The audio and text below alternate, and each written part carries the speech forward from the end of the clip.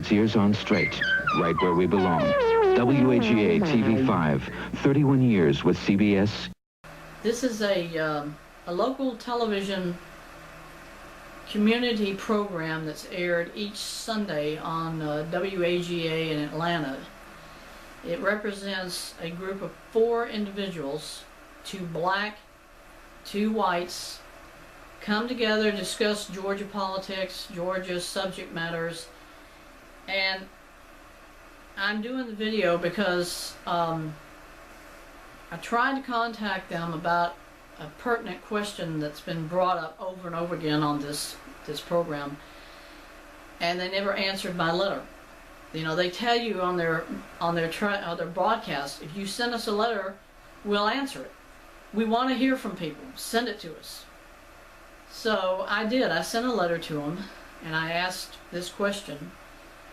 This is back in 2016, and I asked this. I said, why is it that blacks can kill people, they can manipulate the system for their own purposes, but a white person can't do anything?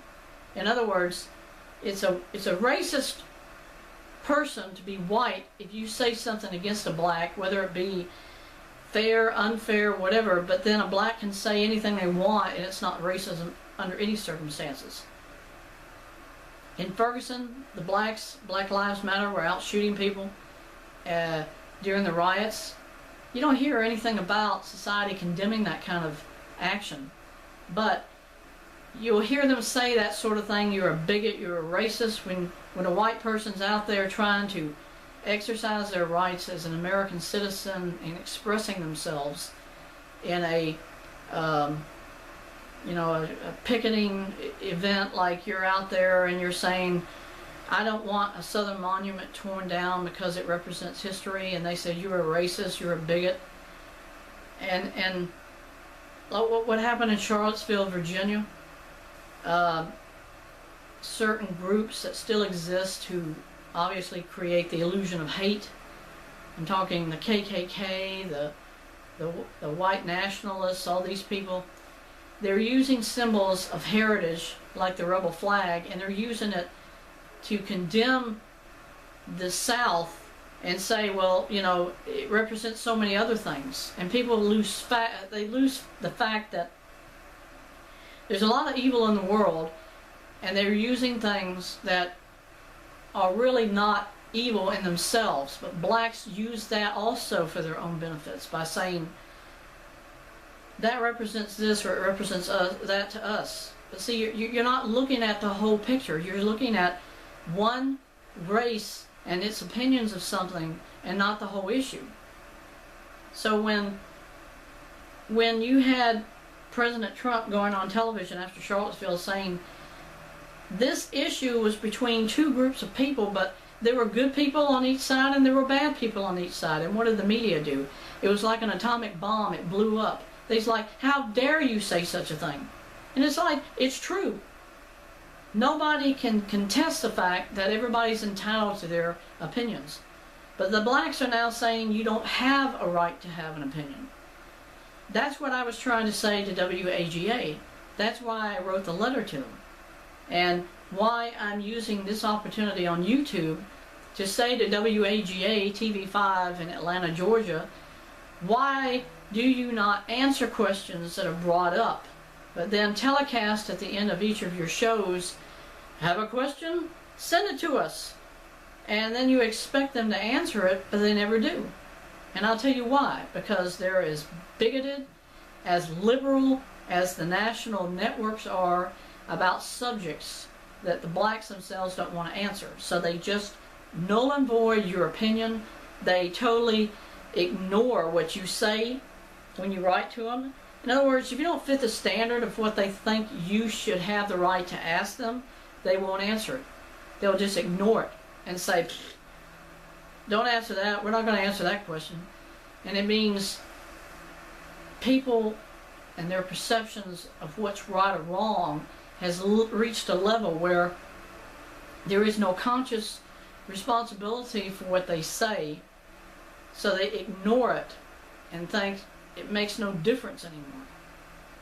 It's about people having only one opinion shown to them, and therefore it's the only option except to say it's either I believe that or I don't believe that, but there isn't both sides of the issue anymore. You can't hear both sides because the blacks are saying we're not going to let you hear both sides of the issue anymore.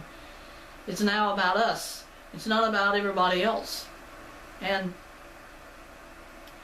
the two people that represent these blacks on Georgia game, it's Jeffrey Dickerson, Alexis Scott, and then you've got the two men who represent the whites. One is Mr. Miller, and the other one is the columnist. I can't remember his name, but if you listen to both sides, it's like they're trying to be positive in their projection of the subject, and I'm talking the whites. Then you got the blacks who have this one-sided opinion. It's our way or the highway, like Obama was always saying. It's no longer about looking at the whole picture. It's about our side is all that matters. Anything else doesn't mean dilly squat, doesn't mean nothing. It's about us having our say, and you will accept it and no questions asked. You're not going to answer a question that doesn't relate to what you think you should discuss on television or otherwise. In other words, ignore what obviously makes sense and only discuss what the blacks want forced on society, which is their opinion, and that's all. No one else's matter. And you cannot get Channel 5 or the Georgia gang to answer legitimate questions that are brought up. So guess what they do? They just kind of like act like, forget about that. We're not going to answer that question. Because they're going to say, if we bring this up on television, you're going to have more blacks responding and retaliating because it was brought up at all, than it is to be fair and objective in bringing up both sides, which they don't do anymore. It's like it's one point and that's it, and it's the black side, the black viewpoint. Anything else is unimportant, doesn't matter. It's not about that. It's about the blacks having their say. It's about the blacks having the choice to decide what they want, and that is total retribution, and insanity is all I can say as an answer to why the blacks get away with what they get away with in this country. The blacks get away with what they get away with because nobody can say it's right or wrong anymore. It's about them being now entitled to something they think they're entitled to. And I just cannot grasp who's behind this power manipulation. How one race has more power to say and to do things and manipulate life and everything else. Because when the whites were in charge, it wasn't even like that. You know, there was respect for each side of the equation. Now it's not even that. Now the blacks have the power, they have the control, and it's like they're not only wiping out your individual right to speak, it's now they're going to erase you from existence. The first thing they're going to do is destroy white history, white culture. Then they're going to destroy everything else pertaining to it. Anybody realize the fact that now, according to the United States Census, there are more percentages of blacks alive than there are whites? In other words, the whites, us, we're now a minority. We're not a majority. There are more blacks in the world than there are whites. Meaning, they're having the advantage of population growth over whites. Apparently means they can now control everything. Now they have the choice to decide whether or not somebody should have the right anymore to say anything.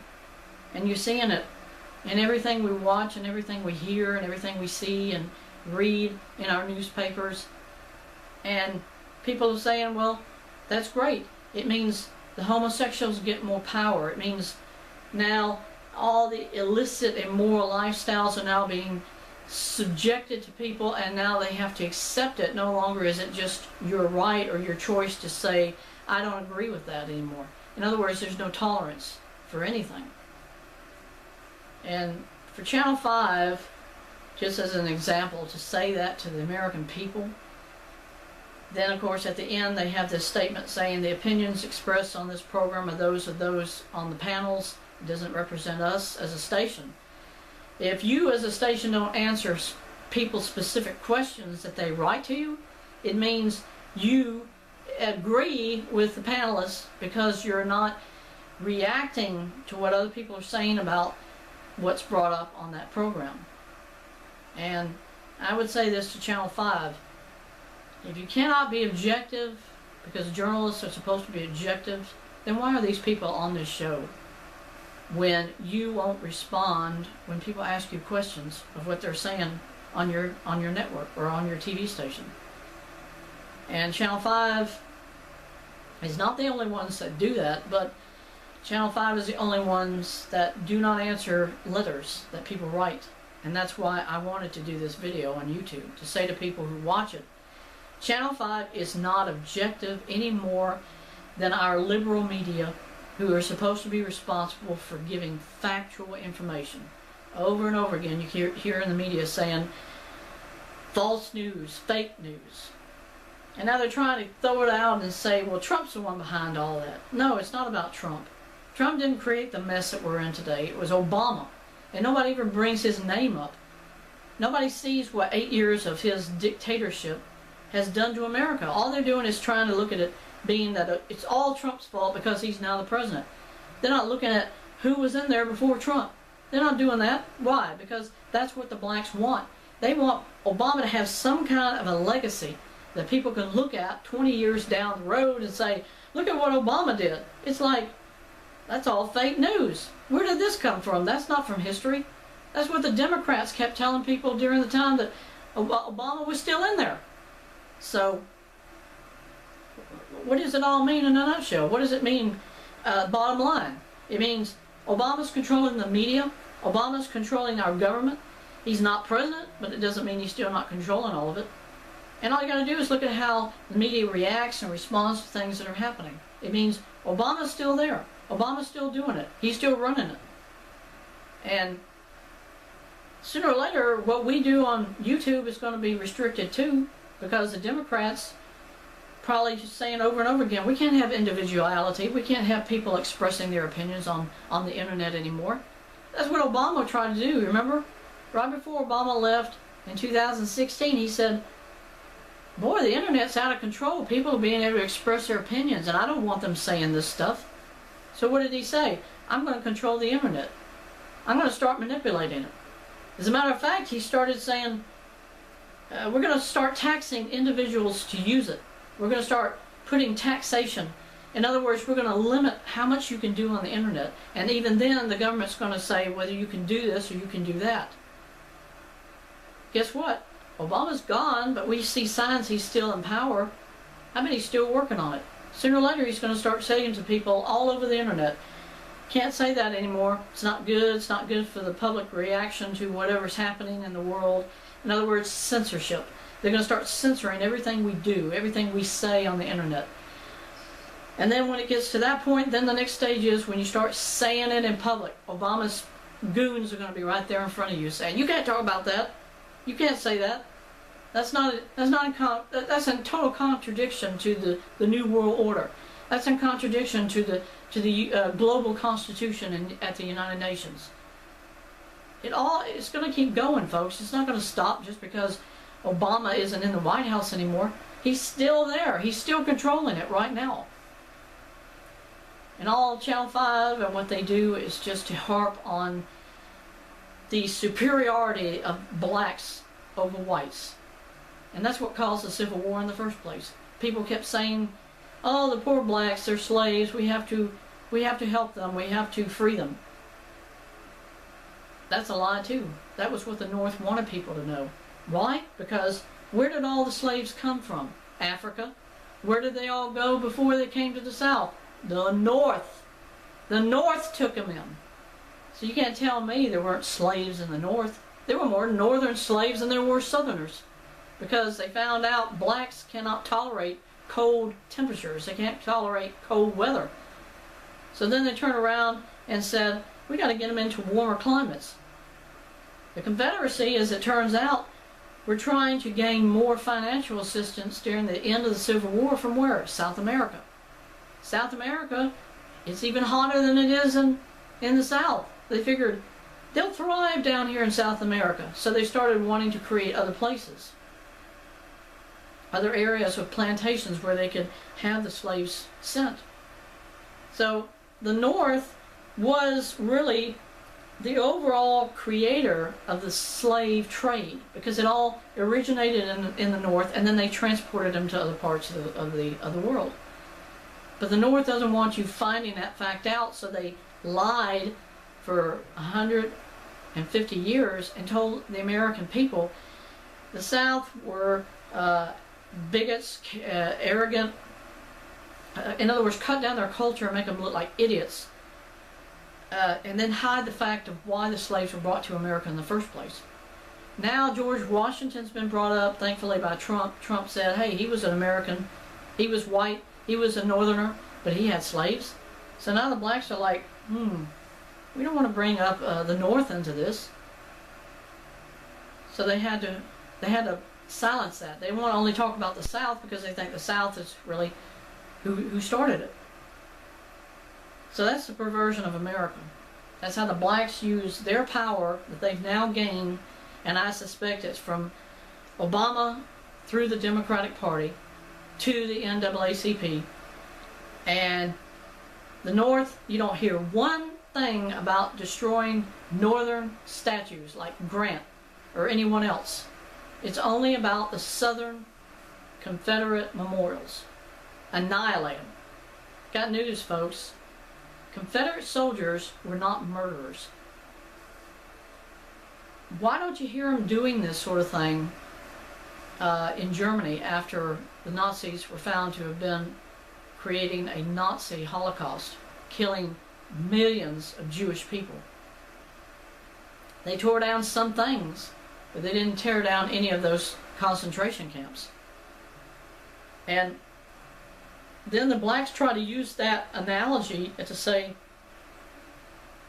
the Nazis were no different than the Confederates. They were totally different from the Confederates. The Confederates weren't shooting blacks because they were slaves. Confederates were fighting for their way of life, the way they lived. The North didn't want you knowing that because they knew the South was so much more laid back. That's the way life should be. It shouldn't be like the North was, which is basically you had the big wigs who were coming here from England who were sophisticates and they thought society should be this way or that way. And the rest of them who came from Ireland and England who were laid back, that's what created the South. The more laid back people. The Northerners were snobs. They were stuck up bigots.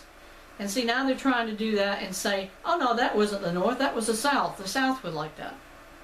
See? So, perversion is still in existence in America, but people don't want to hear it. People don't want to accept the fact that it did happen. So they ignore that, and then the blacks can use it for their own benefits, to destroy that illusion that the North were what they were. They were the slave traders, not the South. The Northerners were the slave traders. See, all of this eventually is going to be annihilated. They're not going to let us talk about it anymore. So hopefully my video will stay at least for a while and people might get the facts for sure of what happened. But for Channel 5 and all the media, you'll never hear it from them because they're never going to tell you. Thank you.